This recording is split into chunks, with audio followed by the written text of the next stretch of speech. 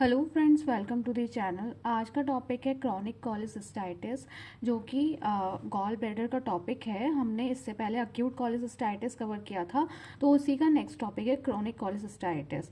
तो surgery fourth year का ये टॉपिक है, इंपॉर्टेंट टॉपिक में आता है, लेकिन इससे ज़्यादा इंपॉर्टेंट अक्यूट कॉलेसिस्टाइटिस है। ठीक है, तो ये उसका कंटिन्यूएशन है एक तरीके से, और इसका ट्रीटमेंट में हम इसके यहाँ पे डिटेल में डिस्कस नहीं करेंगे, क्योंकि हम इससे पहले वाली वीडियो में डिस्कस कर चुके हैं। तो अगर पहले वाली वीडियोस आपने नहीं देखी हैं तो आप उन्हें प्लीज़ देखिए, क्योंकि सारी वीडियोस इंटर रिलेटेड हैं।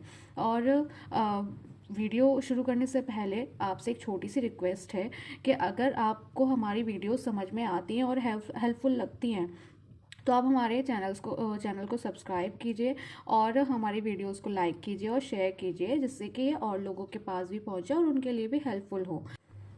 चलिए वीडियो शुरू करते हैं। तो टॉपिक है क्रॉनिक कॉलेसिस्टाइटिस। इससे पहले हमने अक्यूट कॉलेसिस्टाइटिस कवर किया था।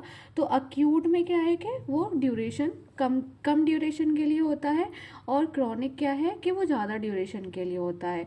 ठीक है, अगर कोई डिसीज़ है, शुरू हुई है, तो हम उसको अक्यूट बोलेंगे, और बहुत कम टाइम के लिए है तो वो भी अक्यूट में चली जाएगी। ठीक है, क्रॉनिक क्या है कि वो बहुत लॉन्गर टाइम से हो रही है। अगर कोई पेन है, बहुत लॉन्गर टाइम से हो रहा है, ठीक है, बहुत ज़्यादा ड्यूरेशन है उसका, तो वो क्रॉनिक में चला जाएगा। ठीक है, और वैसे हम मतलब ऐसे मान के चलते हैं कि 3 मंथ को हम लेके चलते हैं। अगर लेस देन 3 मंथ है तो अक्यूट है, मोर देन 3 मंथ है तो वो क्रॉनिक है।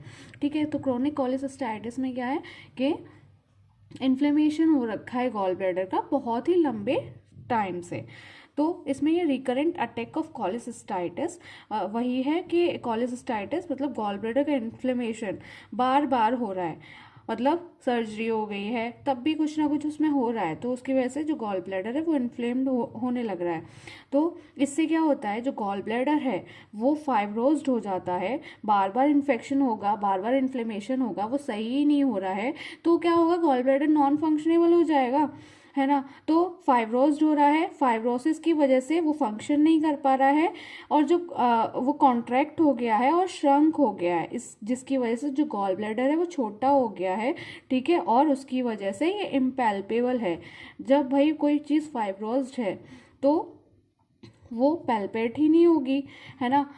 वो बाइल को ऐसे मतलब एक मस्कुलर स्ट्रक्चर ही तो है, बाइल को ऐसे बाहर भेज रहा है ना, बाइल अंदर आ रहा है तो वो कॉन्ट्रैक्ट करके ही तो बाहर भेज रहा है। ठीक है, तो फाइब्रोस्ड हो चुका है, वो फाइब्रोसिस हो गई है, तो वो सिकुड़ गया है। ठीक है, और उसकी वजह से वो फंक्शन नहीं कर पा रहा है, कॉन्ट्रैक्टेड है और श्रंकन है, सिकुड़ गया है, जिसकी वजह से जो गॉल ब्लैडर है वो छोटा हो गया है और वो इम्पैल्पेबल है। ठीक है, तो इससे क्या होगा, अब जब ये सारी चीज़ गॉल ब्लैडर में हो रही हैं, तो अब उसमें इन्फेक्शन तो है ही, इन्फ्लेमेशन तो है ही, तो उसकी वजह से राइट अपर एब्डोमेन पेन होगा। लेकिन ये होगा कि रिकरेंट अटैक, मतलब बार बार ये एपिसोड्स आ रहे हैं। ठीक है, पेन के एपिसोड्स बार बार आ रहे हैं, हो रहा है सही हो जा रहा है, हो रहा है सही हो जा रहा है, वो ड्यूरेशन पे मतलब वेरिएशन है उसका।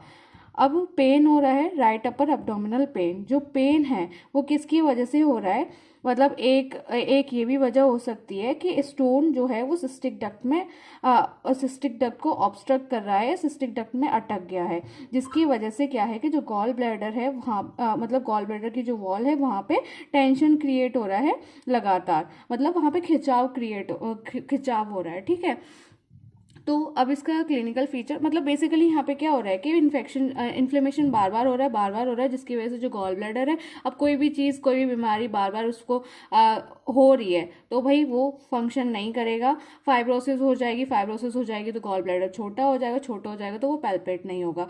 और इसकी वजह से मतलब इसका फीचर क्या है, इसमें पेन होगा, राइट अपर एब्डोमिनल पेन होगा, जो कि है ना, जो कि एपिसोडिक होगा। ठीक है, रिकरेंट अटैक होंगे, हो रहा है पेन, फिर सही हो जा रहा है, फिर हो जा रहा है पेन।